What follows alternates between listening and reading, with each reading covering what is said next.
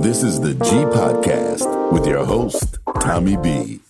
Hey, what's up, y'all? Welcome to episode 141 of This is the G Podcast. This is episode 141. Y'all give it up. Come on. Come on. There you go, Tonya B. Hands up like you're on a roller coaster. Our guest is putting his hands up. Vi is so cool. You too cool for school, Vi. What's up with that, man? Oh, yeah. But I'm your host, Tommy B. Thanks. And I got to say thanks to everyone who supports the podcast. If you stream audio live, if you watch us live on Riverside, or if you watch us on YouTube, we appreciate you. Please subscribe to the podcast and make sure you share it with friends. You know, we don't take your support for granted. We really appreciate you. Thank you so much. And I just want to, you know what I'm going to do at the end of the show, via Tonya B and Teddy, our guest, at the end of the show, I'm going to make sure and I know you got to go. Don't look. I am going to shout out the cities, some of the cities, that support us. We really appreciate it, man. Big time. So, I do like to every 30 days just thank the people who hang with us, man. But each week we do news, politics, pop culture, that piping hot tea with the one and only. Y'all give it up for Tonya B. Yeah. This is our legends of the pre-fall. And our guest, I say pre-fall because it's still summer. It's not, I can't say legends of the fall yet. That's why, we got Teddy out here. But the other thing is we always have a legend. That's Tonya B, because Tonya B is that indie radio chick doing her thing, been in radio for a long time. Papa was a radio jock, doing all that great stuff. And the Byrdwire is on every Friday and Saturday, 8 p.m., 10 p.m., Saturday at noon. What you got with the Byrdwire? How was the Byrdwire this week? Give us a little bit. It was pretty cool. I did a salute to the music of the summer of 1972, which was basically owned by James Brown. But I just wanted to bring out some of those old snap records. Did a little Isley Brothers in the layaway and popped that thing. I even pulled out Funky Granny by Kool and the Gang. No, you didn't. So, yes, you didn't listen. Yes, I did. Wow. Yeah. That's what's up. That's what's up. I got to give it up to you. Cool. Thank you. Thank you. All right, y'all. And thank you so much, Tonya B. Thank you for being here. And also, the country commentators here, y'all give it up for Vi in the building. Vi. Hallelujah. Yes. And Vi actually had a chance to see Fantasia and Johnny Gill this week. He out there dipping it and doing it, but safely, Tonya B. And also, shout out to Stockbridge, bringing, Fantasia, Johnny Gill. Also, Vi's happy because the Falcons won this weekend, so give it up. They won a preseason game? Hey, you know what? Here's the deal. A game is a game. Is it like that? Oh, in Atlanta? Go ahead, I disagree. Oh, well, we'll talk about that at the end of the show. Okay. but for me personally, let me say this up front. I'm going to say this up front. Okay. As considering the years we've been through the last few years, I was just happy to see a quarterback not fall down in the backfield without being touched. So let's give it up for that.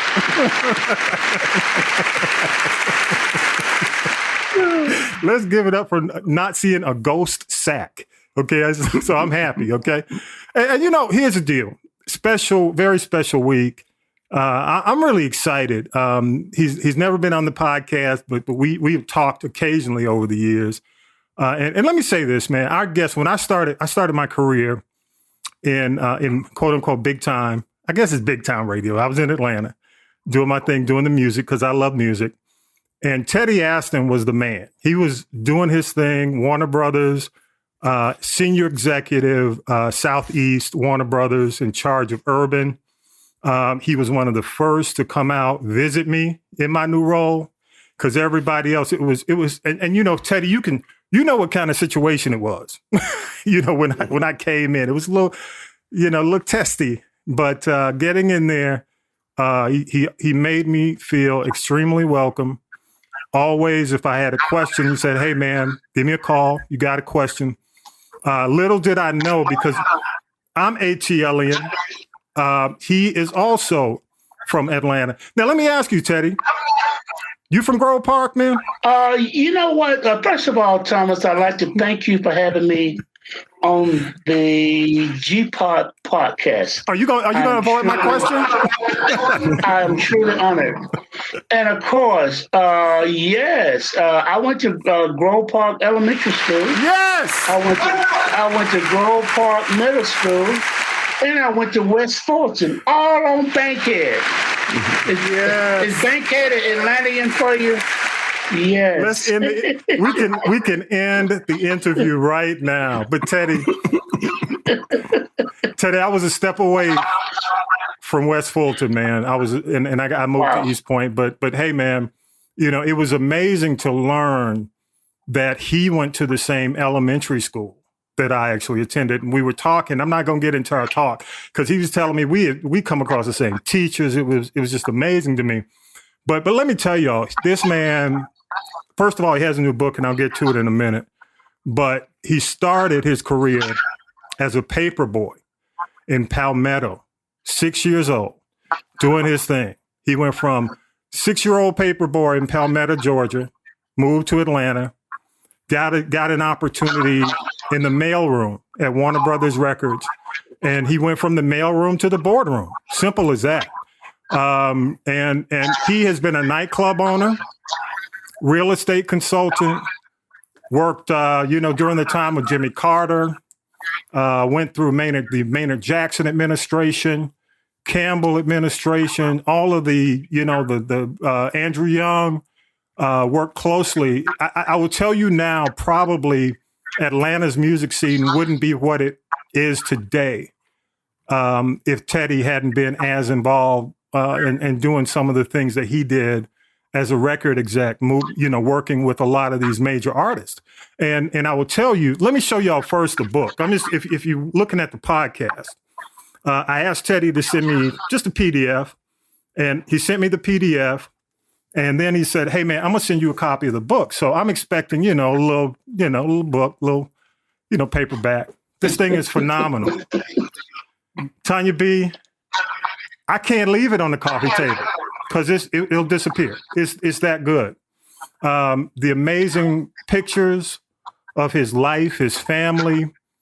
I called him up, man, and I said, "Teddy, what is this you sent me?" I mean, it is just probably, in terms of Black radio execs or Black music execs, one of the best books I've seen. And we really need this because historically, a lot of our history is getting washed away. A lot of folks don't really know the history. I had this conversation with a good friend of mine, Team Airplay, and we always had the conversation about preserving our history. And I'm glad to see that he did this. It is platinum, Golden Pass and Platinum Future. I'll give you the information on how to get it. But I will tell you, Tonya B, we talk about receipts. We talk about having receipts. The receipts are right here in this book. I'm here to tell you. And, it's beautiful. It's stunning. My hat's off to your team, Teddy. Thank you. The work that they put into it is just phenomenal. I heard it came from, basically it came from an idea for a post. But y'all give it up for the one and only. I'm going on and on. He's a National Black Radio Hall of Famer, philanthropist, entrepreneur, and I consider him really a good friend. Y'all give it up for Teddy Astin, y'all. Thank you. Teddy, did I lay it out for you? Yes, you did, Tom. I really do appreciate it, Tommy B. And again, I'm honored to be here. Everyone within the sound of our voices. My name is Teddy Astin. I have a new book out. The title is called A Golden Past and a Platinum Future. I have a website also for the book. The book's website is toughact.net. Just like a tough act to follow. TOUGHACT.net. If you go to the website, you'll be able to learn more about me, Teddy, the author. You'll be able to see, over my career, I received over 50 gold and platinum albums. You'll be able to see them all, as well as all the other awards and accolades. But what's more important is that you'll be able to see a lot of the book reviews that I received over the last few months, and that's just a few of them, not all of them. But it'll give everybody a good opportunity to learn more about me as the author of this book. And it took me a year and a half to write it. Wow. Tommy. Wow. And I really wanted to take my time and do it. And, I reserved all of my photos over the years. And when COVID hit, things really slowed down for me. So I started looking over my photos. I had them all digitized. I took all of my gold and platinum albums out of the attic and the closets and everywhere that they were stored. And every photo, Tommy, has a story. Wow. Every photo has a story. So that's when I started writing. It was hard to stop, and I just had to stop after a year and a half. I had to get it out of my system. But I'm very proud of the finished product, and I've gotten nothing but rave reviews. The book is not a regular size book. The book is the size of 8.5 by 11. It has over 300 pages. And the book weighs over 2 pounds. Man, so you can imagine the story that's in there. I got to give you the air horn for that, man. It is without a doubt. It's going to, again, I'm going to put it on the coffee table, but I may have to put a lock on it, like a ball and chain, Put a GPS on it. put tag it. I'm gonna air tag it. Yeah. Let Apple tag. Hey, but Teddy, let me say this. I'm going to mention some of the names in the book. And would you give me a line, maybe what comes to mind with these names? I'm going to say one name, Bob Marley. What comes to mind? Bob Marley, I took Bob Marley on his last promotional tour. Wow. I was based in Washington, D.C. at the time. And Bob Marley's last album recorded for Warner Brothers was called Survival. And on the album cover, there was a flag of every state and city of South Africa. And he wanted to bring attention to all the apartheid and racism that was going on in South Africa. Wow. So I was asked to put together a promotional tour for Bob Marley in DC. And it's probably right up there with one of the best promotional tours that highlighted my career. Because being in Washington, D.C., man, I'm right in the heart of the Atlantic coastline. I had people coming from New York, Philadelphia, D.C., Baltimore, Virginia. Then the National Black Caucus came over from the White House. We had senators, we had Congress people there. And Bob was so proud of the work that I put in. He told me, Teddy, this is the best promotional event I've ever had in my career. And his career spanned over 30 years. And he was very proud of it. And after the party, he invited me up to a suite. Good deal. Just to let me know how much he appreciated all the turnout that we had. And he invited me. He said, Teddy, do you ever go to Jamaica? I said, of course. I take my family to Jamaica every year. He said, well, next time you come to Jamaica, you let me know. So that summer, okay, we go to Jamaica.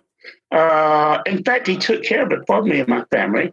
And he said, when you get there, I'm going to send one of my guys over to your resort, and we're going to show you the real Jamaica. He said, I want to take you over. I want to make sure they take you over to my childhood home. In fact, they closed down the tour. They closed down the Bob Marley tour in order to give me and my family time just to observe the history in his home. All of these photos are in the book. We're in his home. My wife and I were sitting on his childhood bed, that he slept in as a child. Yeah. So that was one of the highlights of my career, but the story goes a lot deeper than that. You really need to read the story because it was, again, just to meet the man, not just to be a fan, but to meet him and to work with him and work for him and take him on these promotional tours and promote and market his product. So it was one of the highlights of my career, Tommy. Another name, Shaka Khan. Shaka Khan, well, Shaka Khan, Shaka Khan has a legacy with Rufus.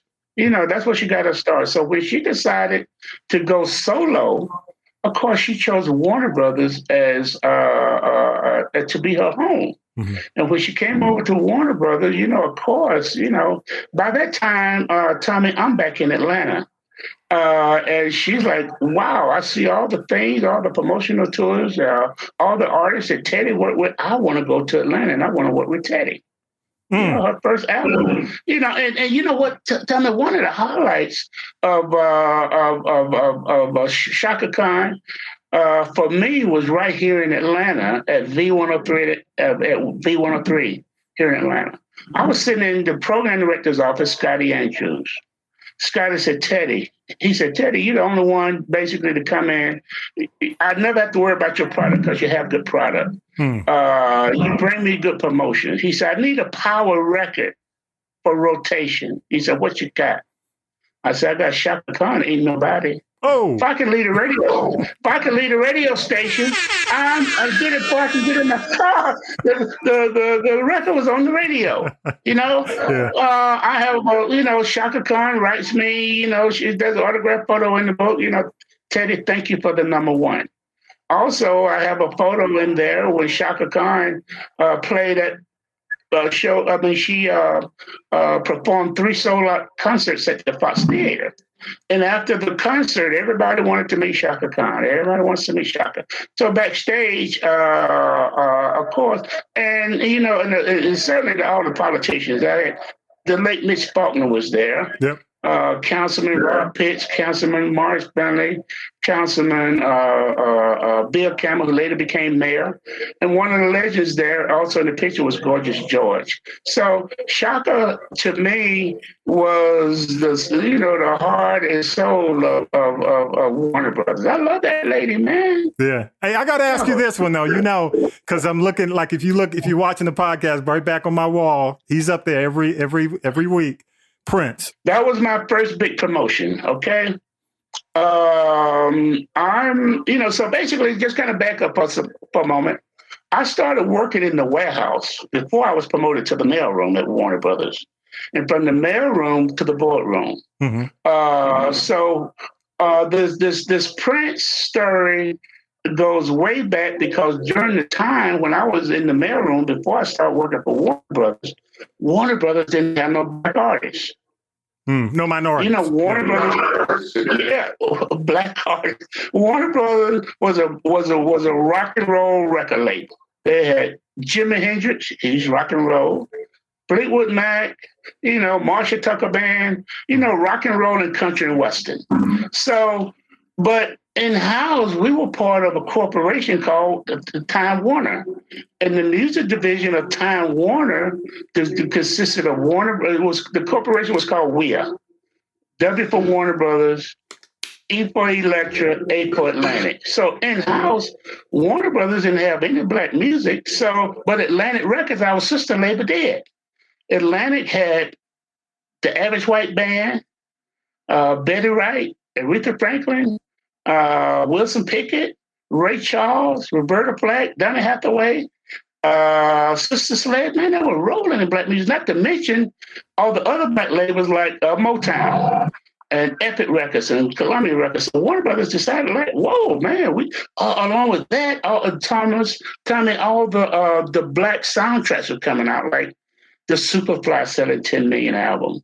The Mac selling 10 million albums. Sparkle selling 10 million albums. So Warner Brothers are like, man, we got to get into the black music. We got to diversify our roster, and we got to diversify our staff. We're going to go around the country. We're going to have the best people in the country. And I was the last person that Warner Brothers hired.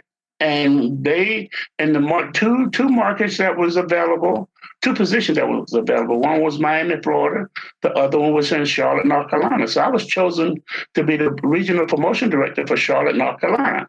So here I am in Charlotte. Plus, I already kind of knew what the promotional game was because one of my mentors, Charles Gill, was working for Atlantic Records. So he would take me on the road to show me how promotion actually worked, promotion and marketing for a major record label. So when I became the promotion manager for Charlotte, for Warner Brothers, I was already ahead of the game. And basically Warner Brothers used to send out early music, they call them back then test presses. There would be albums that they would send out with no names. So when Warner Brothers sent me the Prince album, I'm like, who in the world is this? This is the freshest music that I've heard in years, maybe in my life. So the first thing I do, I get on the phone, call the home office, like, who is this singing Soft and Wet? They said, that's the artist that we just signed. His name is Prince. So I'm like, whoa, man, I need to get him in Charlotte for a promotional tour. It was at that point, it's kind of like pulling teeth because they didn't really want to do it. I'm like, why? They said, he don't talk, Teddy. And if he don't talk, he may do more harm than good. You introducing him to radio people and retail people and the press, it could be more harm than good. I'm like, look, I got this. Let me do it. Let me do this. So they said, okay, Teddy, what is it going to take for you to do this, to pull this off? Because it was like 6 weeks before Thanksgiving. So they said, like, what do you need to pull this off, Teddy? I said, well, plus the other good thing for me, Tommy, is that being in North and South Carolina had more black radio stations than any part of the country in that region. So it gave me an opportunity to break a lot of records. Yes, it did. Yeah. Before the rest of the staff could even get started, I'm already breaking records. So Warner Brothers saying, Teddy, what do we need to do to pull this off? I said, okay, I'm going to need 50 albums for every black radio station in North and South Carolina. Ooh, man, that's going to be about 1,500 albums or more, maybe 2,000. Well, so we got to do it. We need to do it. What else you need? Well, I'm going to need you to advertise in 1860-second spots at every radio station. What? We never done nothing like that before, not even for country and western pop. How much is that going to go? I don't know, but we need to do it. Because the reason that I wanted to buy advertising at every radio station, because I wanted everybody to hear the same message. Yeah. Prince has a brand new album. The new single is Soft and Wet. And if you want to get a Prince autograph, all you got to do, he's going to be in Charlotte at WGIB radio station Thanksgiving weekend. And in order to get Prince autograph, you need to bring a couple of non-perishable cans of food. Tommy, people were bringing carloads of food. They were bringing box loads of food, trucks loads of food. Oh, and then the last thing I had to Warner Brothers for, I said, what else you going to need, Teddy, after the advertising, the album giveaways and everything? What else you going to need? Well, I'm going to need 2 tractor trailers. For what? We're going to have so much food. We got to have some place to put it. So, okay. So, Tommy, Thanksgiving Day, the 2 tractor trailers are full of food. Everybody wants to meet Prince. The only way you can get his autograph was bring non-perishable food. The city was on lockdown. Can you imagine 18, 20 radio stations advertising Prince going to be at a certain location in the city? I-85 was closed down. I-75 was closed down. 477 was closed it down. Brookshire Freeway was closed it down. State Patrol comes up to the office. What is going on here? Who's here? Who's in charge? Everybody looks at me, what, Teddy's in charge here? What, Teddy, what you doing here? What's going on? I said, well, we have Prince in town. Prince who? What country is he from? What's the king and the queen? I said, well, the king and the queen and the royal entourage are still at the hotel. We didn't want to just bring everybody out, so I just brought the Prince. Wow. The Prince, nobody told the governor or the mayor or the state patrol that the Prince was going to be in town? I said, what? He said, whenever you do something like this, you got to let me know. You got to let us know so we can be prepared for this traffic. We can't have this. So, but the good thing about Prince, he was very cordial. When he got to town, I met him at the airport. He said, Teddy, I heard a lot about you. Looking forward to working with you. He said, what do you want me to do? I said, here's your itinerary. Here's what we got to do. I can do that. He said, I only have one request. I said, what is your request, Prince? He said, after we finish all of this, can you take me to the movie and see Superman? Sure, I can take you. That's easy. Yeah, I can take you to the movie and see Superman. Because I think that was like the third episode of Superman. And all the big movies come out around Thanksgiving, Christmas, New Year, 4th of July. The big movies, big holiday weekend. Mm-hmm. So that Thanksgiving weekend, the Superman movie came out. That's all he wanted to do was see Superman. Oh, and when he did his second album, a lot of people, you used to read the liner notes. In fact, the liner notes are still there, but he thanked me for everything that I did at that jump-started career. And the rest is history. The record spread all over the country from there. Teddy, man, I got to give it to you, dude, because he was not that way with everybody. I'm going to leave it at that. We developed the close bond from the beginning to the end. Yeah. So. Good stuff. Good. Teddy, one other thing, too, I want to ask you, because you're considered, basically your stature in the business as an executive, a legendary executive. When you look at the landscape now, what do you think is the state of the Black music executive? These are the artists that I had the chance to work with. Prince, Jimmy Jam and Terry Lewis, Morris Day and the Time, Vanity Six, Sheila E., Zapp featuring Roger, Madonna, Quincy Jones, Miles Davis, Tevin Campbell, James Ingram, Patti Austin, Bob Marley, Sly Stone, Larry Graham, Donna Summer, Sylvester, Shaka Khan, Ashford and Simpson, George Benson, the Funkadelics, Boosie's Rubber Band, Rod Stewart, A.T., Biz Marquis, Big Daddy Kane, Michael McDonald, Albie Shore, Karen White, George Benson, Earl Klugh, Bob James, Foreplay featuring Bob James, Lee Ritenour, Nathan East, and Harvey Mason, Algernon Davis Sanborn, the Isley Brothers, Joe Sample, Rose Royce, Frankie Beverly, Jennifer Holliday, Keith Washington, Atlantic Star, Jasmine Guy, the Force MDs, Club Nouveau, and the Tom Tom Club, just to name a few. Teddy, that's my library. Yeah, and you can verify that, Thomas, because you were the program director, music director at B103 at the time. Yeah, I was there. I promoted all of those records. I brought them to you and brought them to your office. And the good thing about it is that my job was like was like a kid in a candy store. Like when they say when you love what you do, it's not really work. So I was able to really, really enjoy my work. I enjoyed it. I enjoyed all the people that I worked with. I enjoyed working with the program directors, the general managers, the receptionists, the janitors, the elevator operators. I didn't care who you were. You know what I mean? Yeah, absolutely. Respect. And I've always respected everybody. I don't care what position they were at a radio station or a record store or a music distributor. Y'all, I want to say, just give it up to Teddy Astin. Teddy, man, I'm going to have you back. I just want to thank you for taking the time to come on, talk about the book. I got to have you back because we want to, and you and I talked about doing one show. I have another podcast called You Need to Know. Where we can spend an hour and just kind of go through all, because, so much changed, man, especially, and I'm not going to go into it on this show when we talk about, the charts and BDS and SoundScan, because that's the kind of stuff also that we need to probably expose and talk to people about and how it affects music today. But the way people can get the book, and I've got the website, want to make sure, toughAct.net. And I'm going to make sure I have that on the podcast page. How can people contact you, man? How can people reach out to you? Also, Tommy, on my website, there's also a page that you can contact me. Not only you can send me a letter, you can do a book review, whatever information that you need. Also, I have a phone number at my office. It's 404 area code 842-4600. That's 404-842-4600. And briefly, let me just say this before I go, if you don't mind, if you would allow me. Go right ahead. He was asking about the state of music and the music executives of today.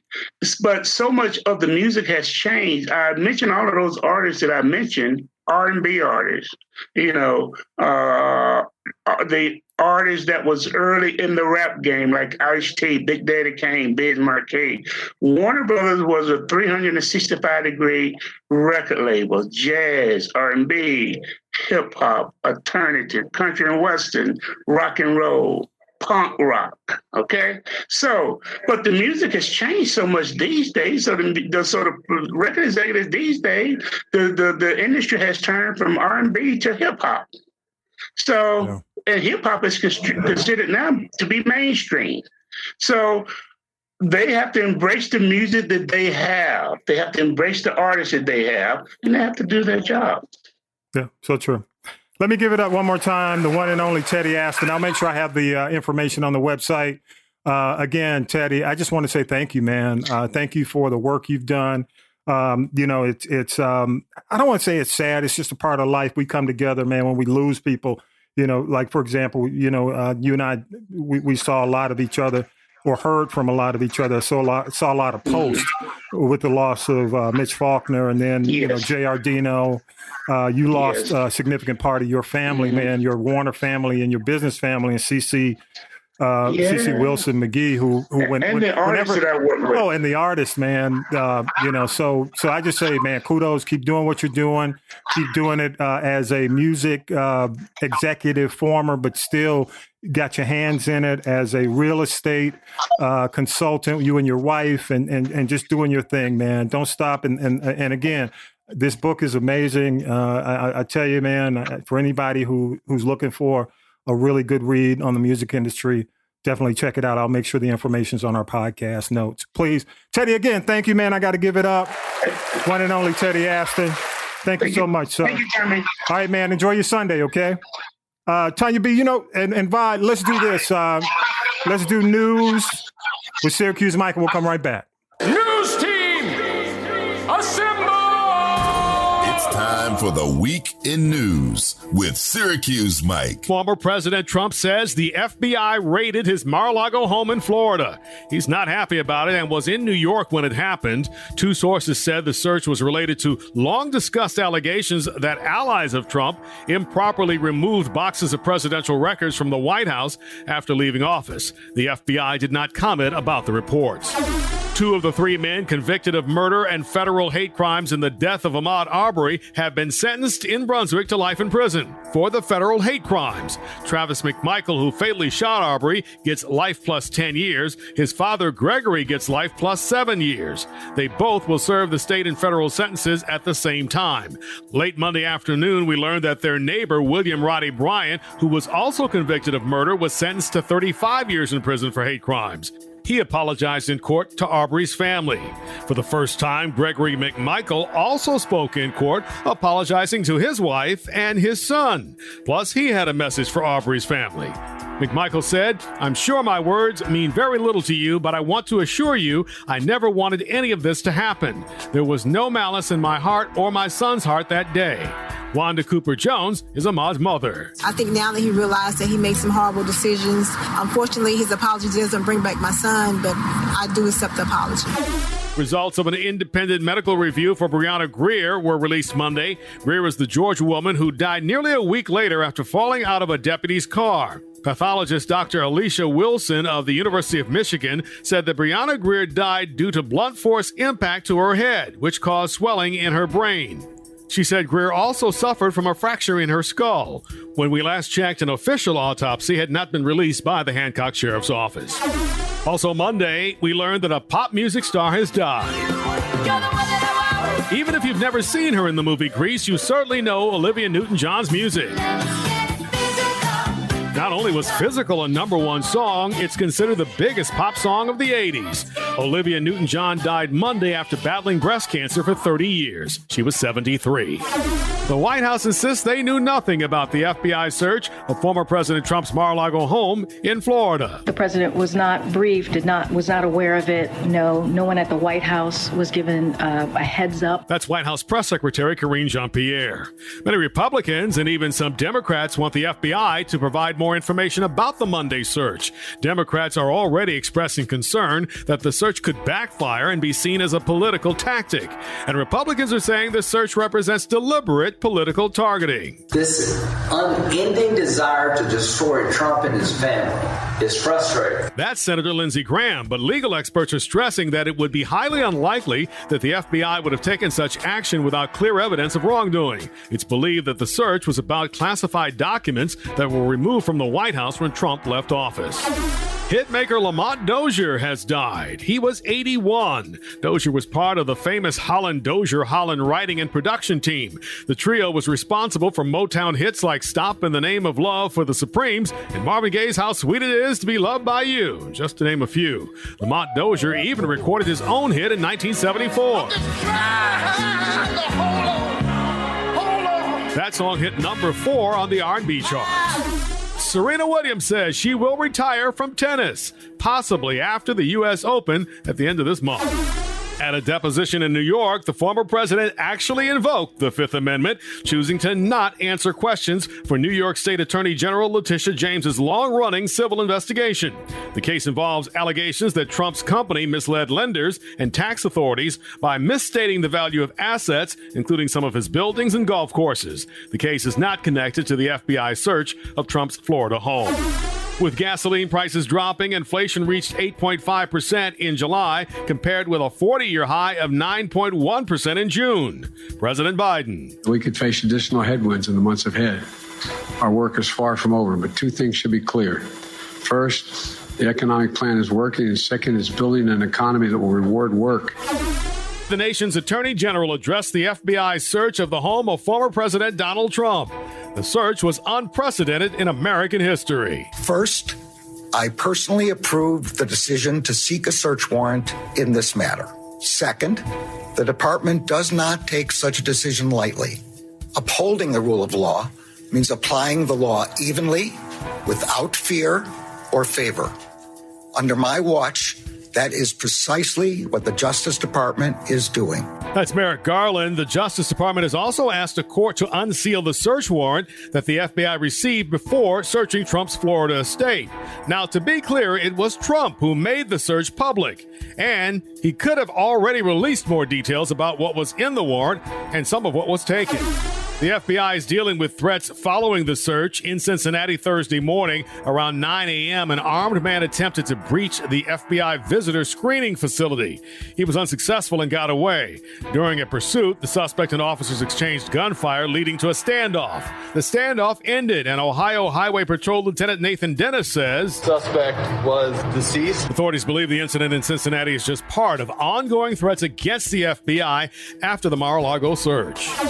Thursday, Attorney General Merrick Garland called for the warrant for the search of former President Trump's home to be unsealed. The department filed the motion to make public the warrant and receipt in light of the former president's public confirmation of the search, the surrounding circumstances, and the substantial public interest in this matter. Trump says releasing the documents is okay with him. In a statement, he said, "Release the documents now," and referred to the FBI search as an un-American, unwarranted, and unnecessary raid. Republicans and others have been demanding the Justice Department reveal more information about the search. It now looks like that's going to happen. Various media outlets are also reporting that FBI agents were looking in part for classified nuclear documents. Thursday, Vanessa Bryant, Kobe Bryant's wife, walked out of court in tears during testimony that described images taken at the scene of the fatal helicopter crash that killed her husband, her daughter, and 7 other people. Bryant filed a federal civil lawsuit against Los Angeles County. It's about photos from the helicopter crash in 2020 that Bryant's attorney says were shared by county fire and sheriff's department employees in settings not relevant to the investigation, including at a bar. The trial is expected to last about 2 weeks, and witnesses will likely include Vanessa Bryant and the LA County Sheriff. And this just in, late this afternoon, we learned that the search warrant for former President Trump's Mar-a-Lago home was unsealed by a judge today. The documents reveal that Trump is under investigation for espionage. The former president is being investigated for possibly breaking 3 federal laws: removal or destruction of records, obstructing an investigation, and violating the Espionage Act. Now, that does not mean he's a spy. It likely means Trump may have made it easier for spies to get sensitive information by removing the documents. More on this in the coming days. Also breaking, the House has passed the Inflation Reduction Act.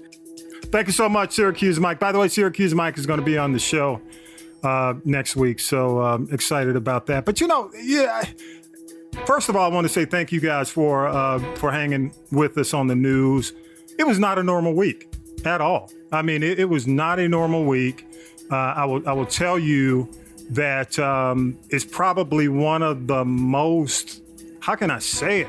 I don't even want, I mean, problematic doesn't describe. I think it was a very taxing week. It was a very taxing because every day there was always something, and then here comes something else and something else. And I got to tell you, this is, I think, the longest week in review that Syracuse Mike has had to do, but there's been so much going on. He put in the work this week, man. Syracuse Mike was sweating, had to be sweating this week. But here's my thing, and I got to say this, y'all. We're news. Part of what we do is news and politics. If this is your first time listening to this show, part of what we do is news and politics. And, I just got to say to all those folks who love, Cheeto Jesus, if you pray to the altar of Cheeto Jesus, wait, stop. That's blasphemous. This is called him Cheeto 45 because Jesus would not be pleased. Okay. For them. Let them say it. Or something. But you know what? Cheeto 45. In his eye, he still ain't done no wrong. The government. Exactly. Yeah, he thinks he is Jesus. But how can you be surprised? Because here's my point.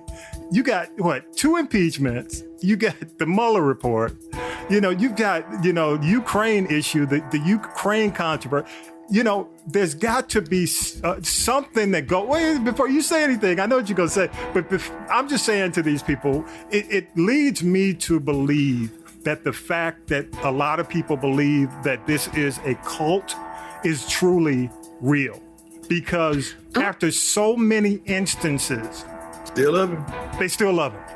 Well, it's just like John Gotti. He was a Teflon Don, and then it took all those years until something stuck. And when it stuck to him for life. I mean, I'm gonna play a clip too about the Fifth Amendment.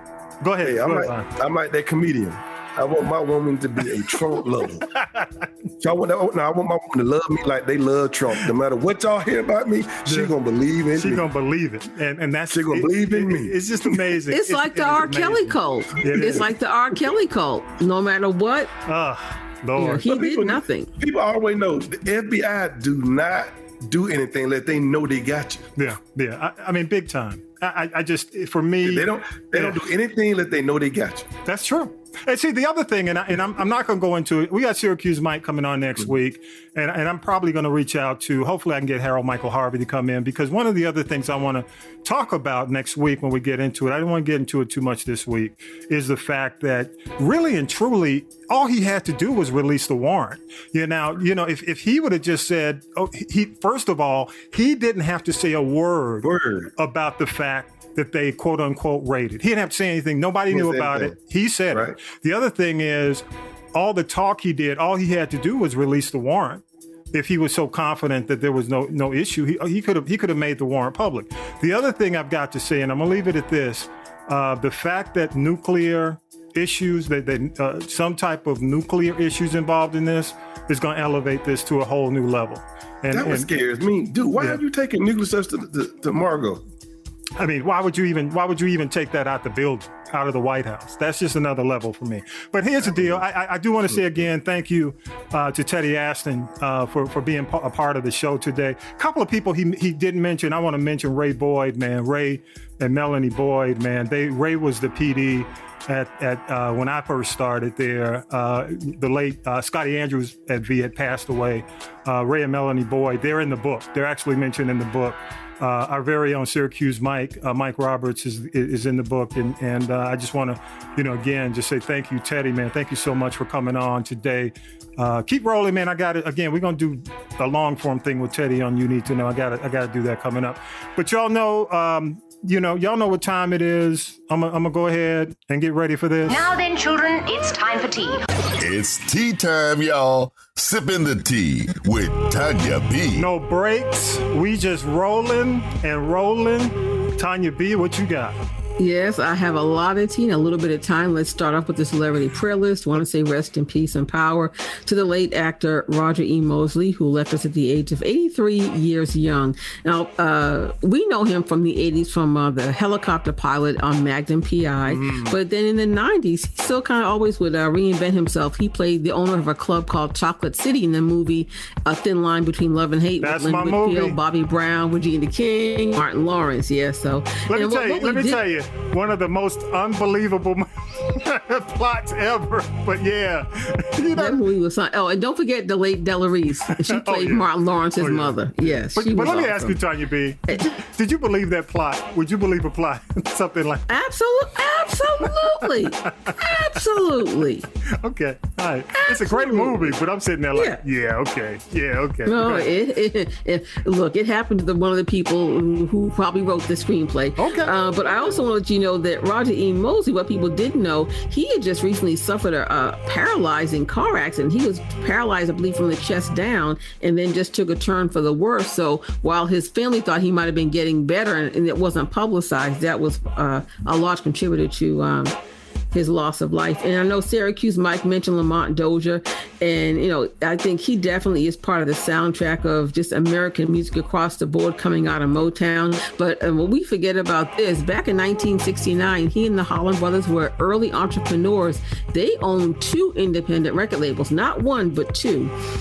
So they gave us songs from Invictus label, Free of Pain, Band of Gold, and Bring the Boys Home. We had all those records by Chairman of the Board, as well as one of my favorite songs by the Honeycomb, Warren Ads and things along that line. So they did that, and I know. Can I give a quick shout out to Norman Johnson, who is the son of General Johnson. General Johnson, who was on the show, and he spoke about Invictus and his dad. His father was a big part of Invictus.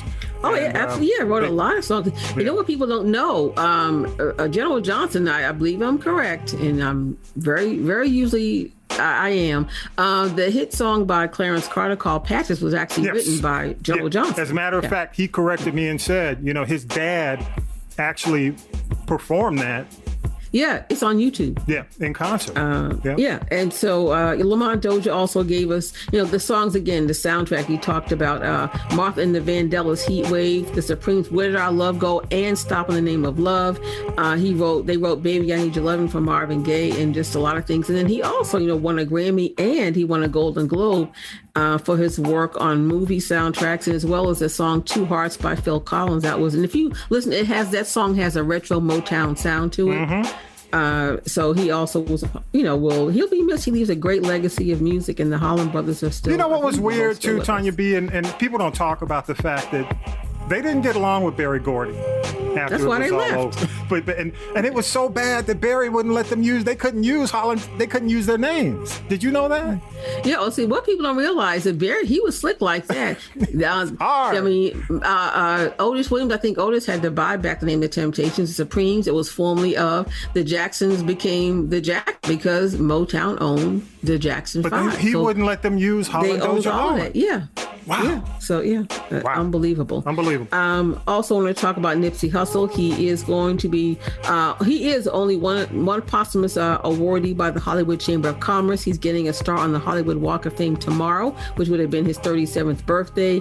And it took 2 years for this to happen, but there's still is, I'll call a thing. He wasn't, an A-list rapper. Let's be honest about it. Yeah. But people, he always knew how to engage people. He did a lot for the community and the culture. I think that's why people really loved him, because I don't even know if he ever hit the charts, but he was that underground dude that stayed in the neighborhood and tried to do things to lift people up.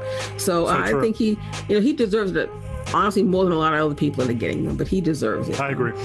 And now we're going to I'm going to talk about Patti LaBelle and the Girls. Now, Patti LaBelle and Jasmine Sullivan are two of Philadelphia's favorite singers, and I hear they're going to be collaborating on a project. Mike did talk about Serena Williams. She said she's not retiring, but stepping away from professional tennis, and I got to say, she and her sister, and there are some others that have come after them, and maybe like Wilma Rudolph, Althea Gibson, those female athletes of color, but they really did a lot for what I call Black girl sports magic. So and I hear that Serena wants to grow her family, and that word from the curb is that she is allegedly already with Charlie. She played and won a tournament when she was 2 months pregnant. Wow. Wow. So, it's about, family life and then work balance. And I'm not mad at her for that. Gotta say 5 on it to Keke Palmer. This week, her new game show, a reboot of the classic TV show Password, the game show, produced by Jimmy Fallon, premiered. I didn't see it. I heard it was funny as all get off because she's quick with her wit. So I can see her, being like that. And, after all the shenanigans with Lizzo, with the fact that she also has 6 Emmy nominations for her Amazon Prime series, Watch Out for the Big Girls, she, I hear, is engaged. So she's got a tour coming out, kicking off in September. She's got the Emmy nominations, and now she's found love. So girl, just please keep your legs closed when you're on the stage. I'm just saying. I gotta tell you about the quick dumb donkey rundown. Okay. First one, Irv Gotti, so thirsty, trying to be relevant, and he's talking to anybody who will listen to him. But this BET series about Murder Inc., you don't need to watch it because he's up there telling everything, trying to be relevant, trying to be a clout chaser. Ja Rule is pissed off at him. Fat Joe read him for filth in public. And, we don't need to know that he went and wrote the song Happy after he allegedly was slapping skins with Ashanti while he was married. I heard his wife has since left him. But I like what Judge Greg Mathis said, just that tell Irv he's going to get a cease and desist and just go sit down and pee like he says he does and just shut the Christ up. Damn. Also want to tell you about, I got to Marshawn Lynch. Good God. Should have just stuck with Subway, Marshawn. Should have just ate that. Marshawn. Should have just, call Uber Eats and ate that Subway and just chilled at home, dude. Got arrested again for DUI, this time in Vegas. And they're trying to say, he was profiled. He was pulled out of the car. He was pissy drunk. Let me tell you this. He was doing a James Brown, driving on the rims. And one of the tires on the car was missing. And he was bouncing off of the curbs. And that's why the cops pulled him over. But then he said he stole the car. But I'm saying, Marshawn, if you stole the car, how'd you start it? I'm just saying. It must have been a Kia. No, I thought it might have been, but if you saw the picture, it was far from a Kia. It was far from a Hyundai. Trust and believe when I know, right? And this is not his first time having a DUI arrest. And I say the courts must be backed up. He doesn't go to court until December. So why maybe you he'll need be to in drive, jail. Man? He'll be in jail. Let me finish. He might be in jail for Christmas because he goes to trial. He goes to court in December. So that was less than smart. And then with the female dumb donkey of the week has got to be Joycelyn Savage, the alleged fiance of R. Kelly. So she must need money because they took all his money off the books for the feds down to the jail. And now he's only got $500 left. And I'm thinking that would give him $16 a year for the next 30 years, and you really can't buy many chips or cigarettes with that. So, but here's a gag about her. 2 things about her, and I think she really is having a mental health crisis. She's written this book. It's on Amazon for sale. It's only 11 pages, talking about how much she loves R. Kelly, what? How he's 11. You heard 11. Wait, there's more. There's more. So I'm like, girl, you must really, she must be getting close to eviction.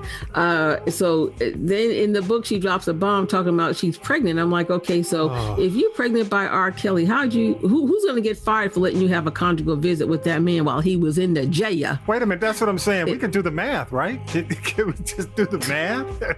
But here's the gag.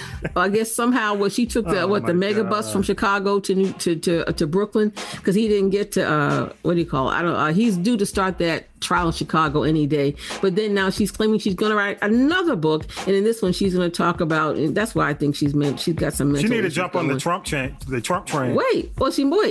She's claiming that allegedly to drop this bombshell revealing sexual abuse by family members. So I think that young lady has some issues, and good luck. We got to lay her on the altar. Wow. And I also want to say, now let's go on to some good news. I want to say congratulations to Quinta Brunson, the new face of Olay Beauty Products, and as the creator of Abbott Elementary. The show won 4 awards at the most recent Hollywood Critics Association Awards. So, and don't forget, we've got the Emmys coming up in September, which is next month. So, Quinta is really doing her thing. And I want to say, this is dumb donkey. You don't go and take a name like Oprah. Anybody that has a 1-word name, Oprah, Mariah, even Tony Braxton, just people with the one name. you don't go and use their name. So there are these two Oprah super fans that have this podcast called the Oprah-demics, and they are being sued by Harpo Productions for copyright infringement because they didn't get permission to use Oprah's name. And they said all they do is pay homage to Oprah, and they dissect the old Oprah.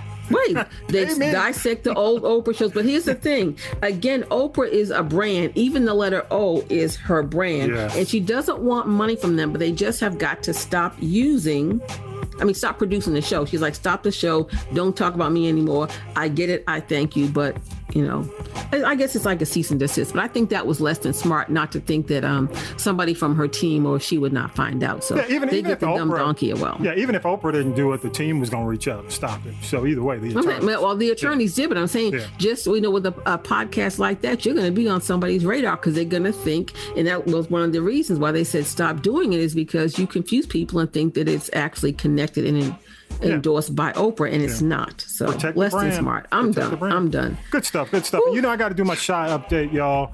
And I got big news about the Shy before I end the report. But y'all, Tiff. What is?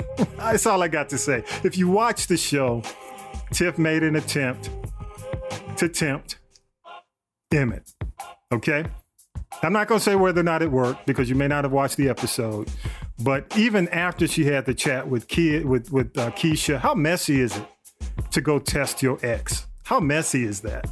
But, I think it's going to backfire based on what I'm seeing for the promo for the next week with her man. So we'll see how that goes. Jim and Jake are working to try to rebound after tragedy. Bakari is a mess. Papa trying to do good. You're making things worse. Papa, you need to step out. That's all I have to say. You mean well, but this dude is bad news. Shad, the Jason Weaver character, y'all.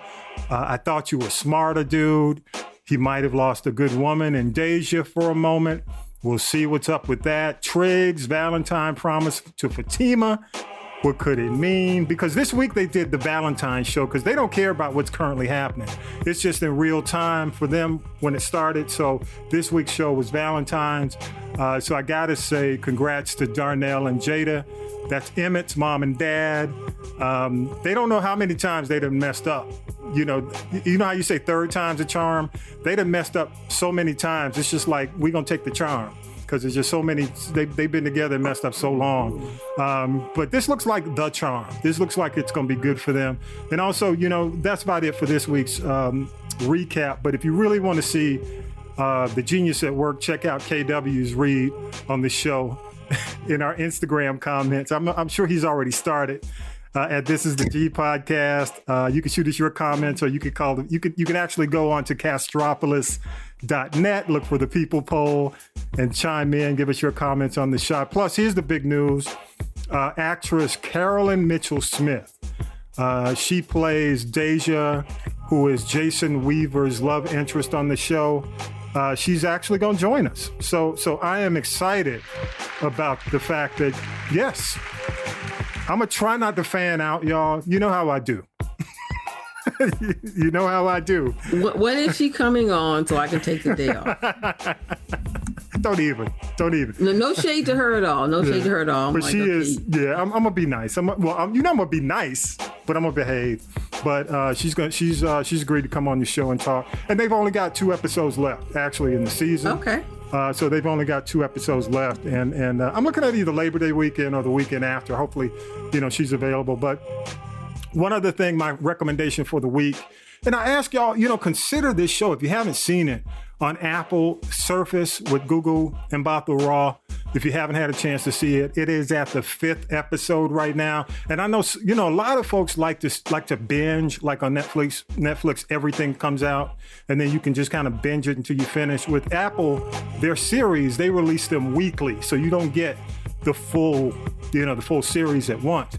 So they are on episode 5, halfway through. So for y'all who want to just kind of binge the first episode, now is the time to jump in. I really think it's a good show, probably one of the better shows out there, some of the new shows, and something new. And I do recommend this. Jamie Foxx's Day Shift released. Dropped on Netflix this week. I had a chance to check it out.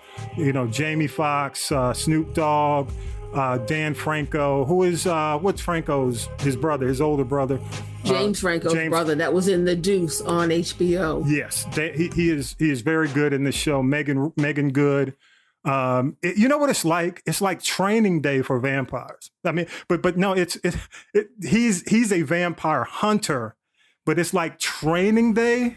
Right. With a who's vampire who? thing. Who's training who? Snoop training Jamie? No. Jamie's like the Denzel, and Franco's like the white guy who was, you know what I'm saying?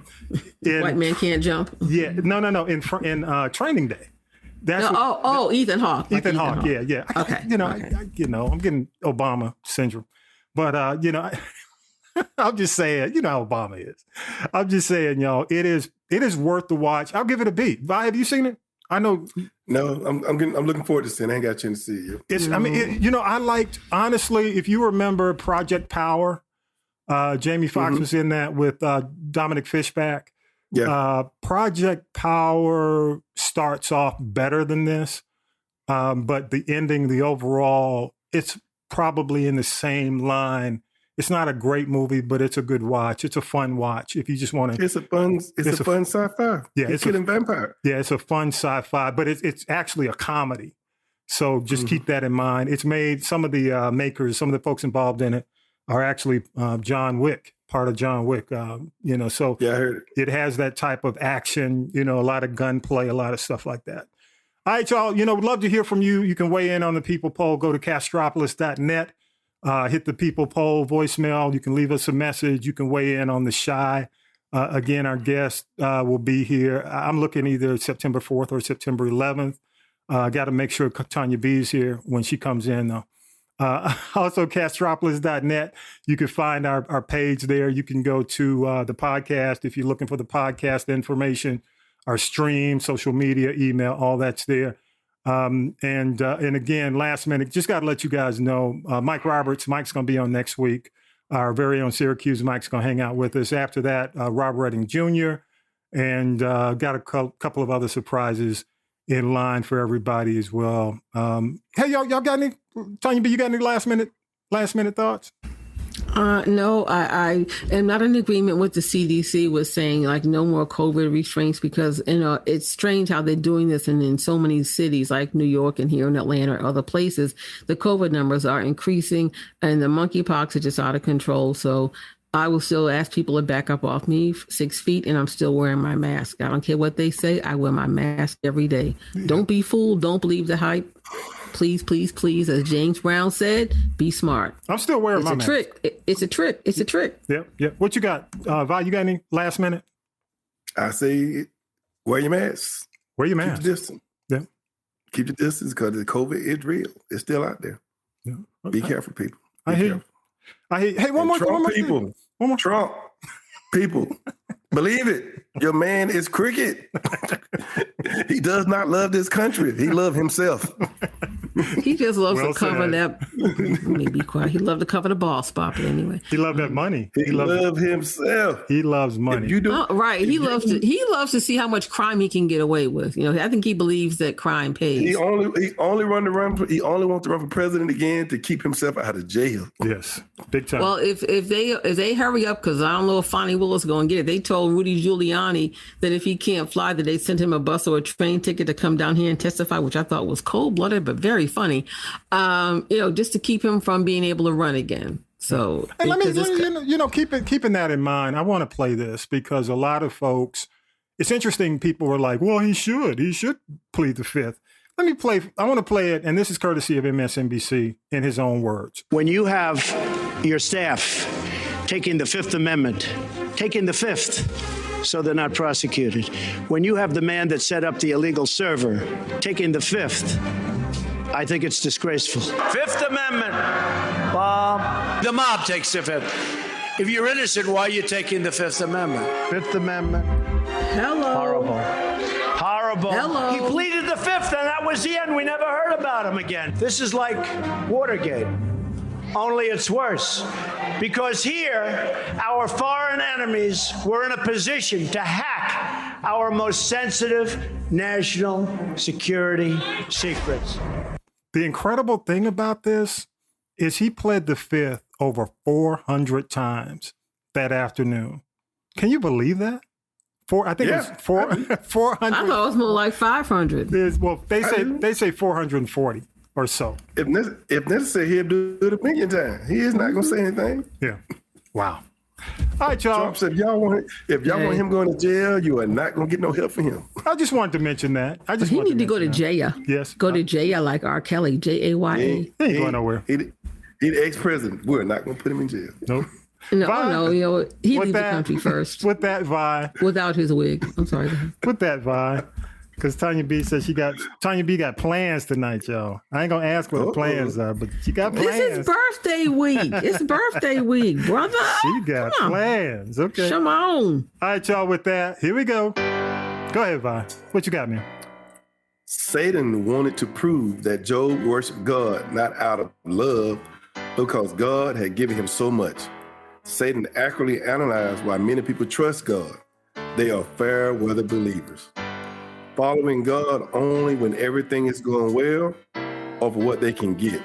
Adversity destroys this kind of superficial faith, but adversity strengthens real faith by causing believers to dig their roots deeper into God in order to withstand storms. How deep does your faith go?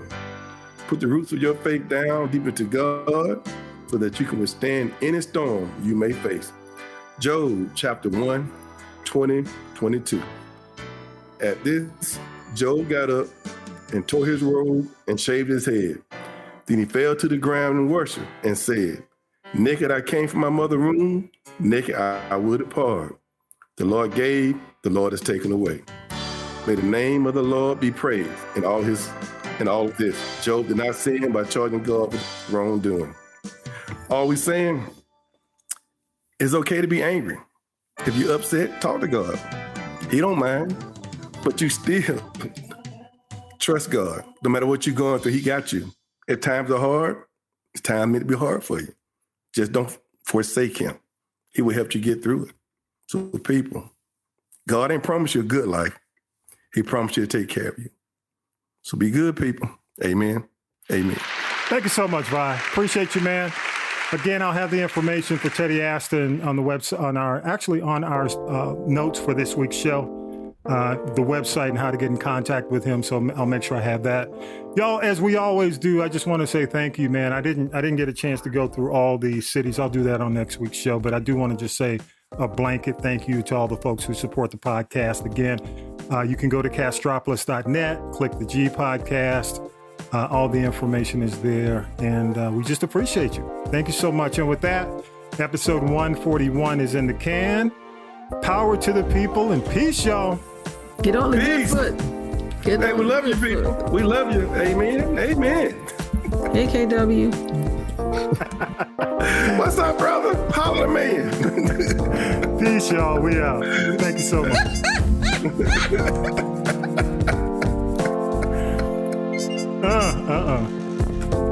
You've been listening to the G Podcast with your host, Tommy B.